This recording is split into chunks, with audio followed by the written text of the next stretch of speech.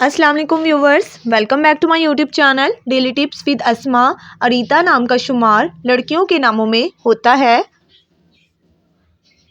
अरीता एक इस्लामी नाम है। अरीता नाम की इब्तदाई तारीख अरबी ज़बान से निकलती है।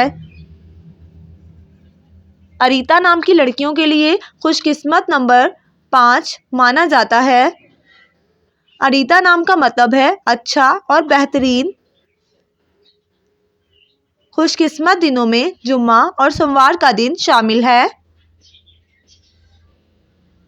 अरीता नाम का शुमार इंटरनेट पर सबसे ज़्यादा सर्च होने वाले नामों में से होता है। खुशकिस्मत धातों में हिंसों के हिसाब से चांदी शामिल है। अरीता नाम के अफराद के लिए मुआफिक रंगों में नीला और सब्ज रंग शामिल है। अरीता नाम के अफराद के लिए मुआफिक पत्थरों में हीरा पत्थर शामिल है। फ्रेंड्स, अगर आप अपने नाम का मतलब जानना चाहते हैं तो कमेंट बॉक्स में अपना नाम लिखें। इंशाअल्लाह हम आपके नाम की वीडियो ज़रूर बनाएंगे। Thanks for watching. अल्लाह हाफिज़।